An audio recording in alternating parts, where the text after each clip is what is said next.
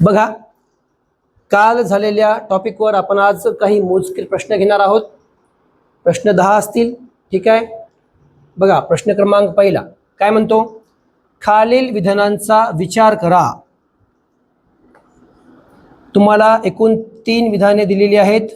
विधान अ, विधान ब आणि विधान क. ओके. काय म्हणते विधान अ? काय म्हणते, रेषाखंडाला 2 अंत्यबिंदू असतात आणि त्याची लांबी मर्यादित असते. तुम्ही आधी काय काढा, रेषाखंड काढा. ठीक आहे,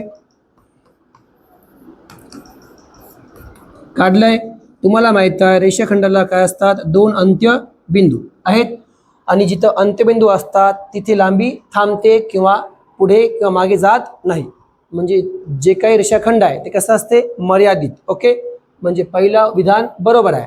दुसरं काय म्हणते, रेषेला एकही अंत्यबिंदू नसतो आणि ती दोन्ही बाजूंनी कशी असते, अमर्याद. काढा रेष. आता बघा, रेषेला 2 बाण आहेत, एक उजवीकडे आणि एक डावीकडे. जेव्हा बाण दाखवला जातो तेव्हा त्याचा अर्थ असतो की ते रेष किंवा काही असो, जर बाण असेल तर थांबणार नाही. या साईडला अमर्याद आहे आणि या साईडला पण अमर्याद आहे. ओके, म्हणजे रेषेला एकही अंत्यबिंदू नसतो हे बरोबर आहे. ती दोन्ही बाजूंनी अमर्याद असते हे पण बरोबर आहे. ठीक आहे. तिसरं, किरण.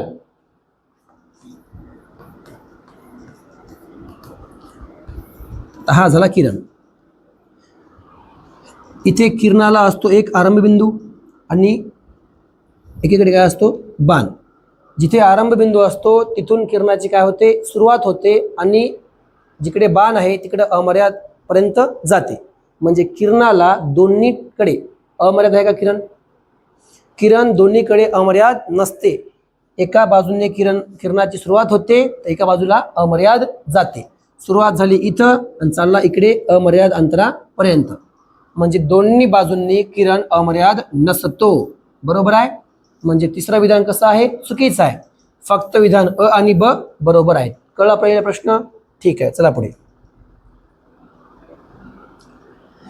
प्रश्न क्रमांक 2 काय म्हणतो, एक संपाती रेषा म्हणजे काय, कॉन्करंट लाईन्स, आणि संपात बिंदू म्हणजे काय, पॉइंट ऑफ कॉन्करन्स, या संदर्भात खालील विधाने तपासा म्हणते.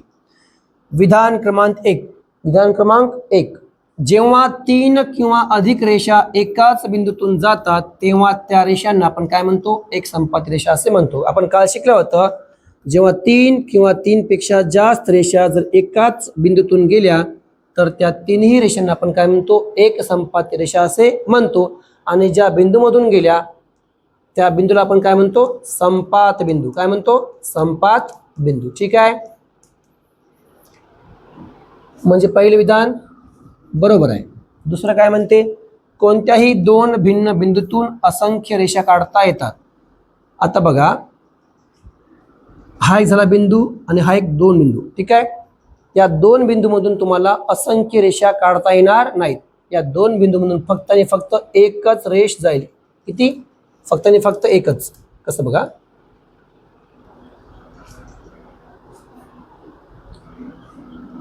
काय म्हणतो बघा प्रश्न क्रमांक 3, जर x हा लघुकोन असेल आणि y हा काटकोन असेल तर खालीलपैकी कोणते विधान नेहमी सत्य असते? पहिलं बघा, x अधिक y हे नेहमी 180 असते म्हणून. मला सांगा, x म्हणजे काय झाला, लघुकोन, आणि याचं माप असेल 0 पेक्षा जास्त, म्हणजे 1 ते 89 पर्यंत. 0च्या जास्त, 90च्या कमी, म्हणजे 1 असेल कमीत कमी किंवा 89 असेल जास्तीत जास्त. y काय झाला, काटकोन, आणि याचं माप असते 90 अंश. ठीक आहे. तर मला सांग, मग इथं मला 180 यायचे असतील तर y 90 आहे, पण x कधीही 90 असणार नाही. याचं उत्तर मग 180 येऊ शकत नाही. पहिला पर्याय चुकीचा आहे. x चे माप नेहमी y पेक्षा जास्त असते, कधीच नसते. x आहे लघुकोन, y आहे काटकोन. चुकीचा आहे. काटकोन कधीही लघुकोनापेक्षा मोठा असतो. तिसरं बघा, y वजा x, y काय झाला, काटकोन, x काय झाला, लघुकोन. याचे माप नेहमी 90 पेक्षा कमी आणि 0 पेक्षा जास्त असते म्हणा. जर मी y घेतला इथं 90 वजा x पकडला किती, 1, तर किती येईल याचं उत्तर 89. जर मी इथं x पकडला 89 तर उत्तर किती येईल 1. म्हणजे दोघांचा फरक किंवा y वजा x हा कमीत कमी 1 येईल आणि जास्तीत जास्त 89 येईल. म्हणजे 90 पेक्षा कमी आणि 1 पेक्षा किंवा 0 पेक्षा जास्त हे विधान बरोबर आहे. समजलं? ठीक आहे, चला पुढे. प्रश्न क्रमांक 4. घड्याळात 10 वाजून 10 मिनिटे, घडीमध्ये 10 वाजून 10 मिनिटे झाली असता तास काटा आणि मिनिट काटा यांच्यामध्ये तयार होणारा प्रविशाल कोन म्हणजे रिफ्लेक्स अँगल किती अंशाचा असेल? सर्वात सोपा आणि अत्यंत म्हणजे काय म्हणता येईल त्याला सूत्र वापरून करायचा प्रश्न आहे. सूत्र आहे बघा, कोन बरोबर 30 गुणिले h वजा 11/2 गुणिले m. काय म्हणलं कळलं का मी? 30 गुणिले h वजा 11/2 गुणिले m. बरोबर आहे. इथे h म्हणजे असतात तास आवर्स आणि m म्हणजे असते मिनिट म्हणजे आपले मिनिट. ठीक आहे. 30ला 30 जशास तशी ठेवा. किती आहेत तास आपले? 10. लिहा 10 वजा 11/2 जशास तसा गुणिले किती आहेत आपले मिनटं? 10 मिनटं आहेत. ठेवा 10 मिनटं. ओके. 30 10 300 वजा 11 इथं असं घेता येईल ना आपल्याला. बे 1 बे बे 5 10 11 5 55 वजा 55. 300 मधून 55 गेले, उरले किती? 245. ठीक आहे. तर याचं उत्तर येईल 245 अंश. कुठं आहे याचं? Option number 2. ठीक आहे. चला पुढे. प्रश्न क्रमांक 5 काय म्हणतो? 2 कोटिकोणांच्या मापांचे गुणोत्तर आहे म्हणते 4/5, तर त्यातील मोठ्या कोणाचे माप किती? सर्वप्रथम तुम्हाला माहीत आहे कोटिकोणाच्या मापाची असते बेरीज किती? 180. बरोबर आहे. आता मी काय करतो, एकाला पकडतो 4x. का पकडलं? आपल्याला माहित आहे कोटिकोणाचे गुणोत्तर किती आहे आपल्याकडे? 4/5 आहे. ओके. हे झालं गुणोत्तर. मी पकडतो याला 4x आणि याला 5x. हे झाले याचे माप. ओके. यांच्या दोघांची बेरीज असणार किती? 90. का? कारण दोन्ही कोटिकोणांची बेरीज असते 90. केलं का? आता घ्या मग 4 अधिक 5 9x बरोबर 90. 9 गुणाकारामध्ये इकडे येऊन भागाकारामध्ये 90/9 बरोबर 10. किती आलं x? 10. ठेवा मग x 10 याच्यामध्ये. 4x म्हणजे किती येईल? 4 गुणिले 10 40 आणि 5x म्हणजे 5 गुणिले 10 50. तर तुम्हाला विचारलं आहे मोठ्या कोणाचं माप किती असणार? मग 50. ठीक आहे. चला पुढे.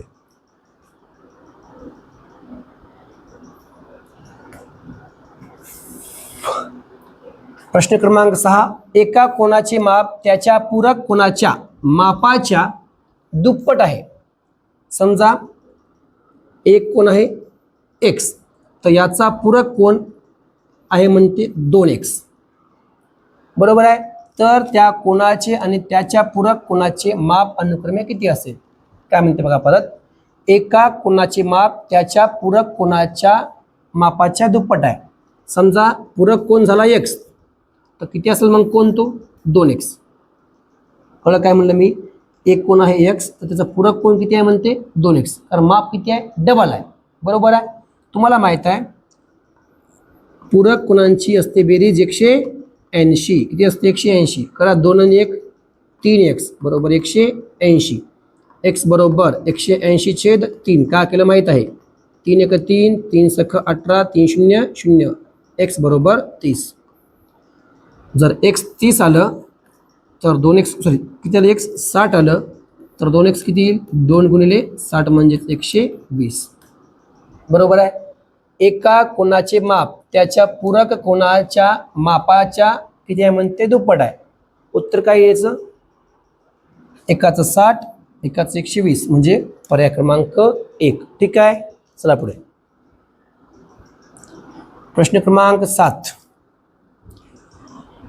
एका कोनाचा पूरक कोन आणि त्याच कोनाचा कोटिकोन यांच्या मापांची बेरीज 200 अंश आहे, तर मूळ कोन किती अंशाचा असेल? आता समजा मी कोन पकडला 1x, बरोबर आहे. याचा पूरक कोन कोणता होईल? 180 वजा x, बरोबर आहे.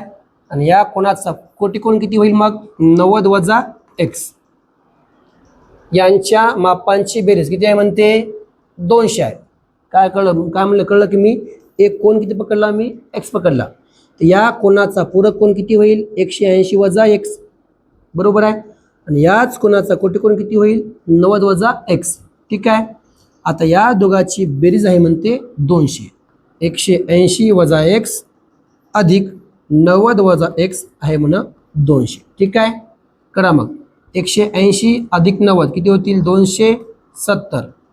मायनस x म्हणजे मायनसचे 2x बरोबर 200. हे मायनस 2x इकडे येतील, प्लस 2x होतील. 200 इकडे येऊन काय होतील? मायनस 270 वजा 200 बरोबर 2x. कळलं का? हे 270 मधून 200 गेले, उरले किती? 70 बरोबर 2x. तर x बरोबर 70 भागिले 2 म्हणजे काय येईल? 35. किती आला? x 35. आता x आला 35. पूरक कोन किती येईल याचा मग? 180 वजा 35 म्हणजे किती येईल? 145. किती येईल? 145. आणि हे किती येईल? 90 वजा किती? 35 म्हणजे 55 का? नाही सॉरी 65 येईल. नाही 55. किती येईल? 55. ठीक आहे, समजलं? काय अडचण नाही. विचारलं काय तुम्हाला? मूळ कोन. मग मूळ कोन किती अंशाचा आहे? 35. किती आहे? 35 अंशाचा. ठीक आहे, चला पुढे. प्रश्न क्रमांक 8. संलग्न कोन म्हणजे काय? ॲडजसंट अँगल्स आणि असंलग्न कोन ओळखण्यासाठी खालीलपैकी कोणती अट संलग्न कोनांसाठी अनिवार्य नाही म्हणते? त्यांचा शिरोबिंदू सामायिक असावा लागतो, हे अट अनिवार्य आहे. त्यांची एक भुजा सामायिक असावी लागते, हे पण अनिवार्य आहे. त्यांच्या सामायिक नसलेल्या भुजा सामायिक भुजेच्या एकाच बाजूला असाव्या लागतात, असं काही नाही, अनिवार्य. त्यांचे अंतर्भाग एकमेकांमध्ये मिसळलेले नसावेत, हे अनिवार्य आहे. बरोबर आहे. आता अनिवार्य नाही असं कोण आहे?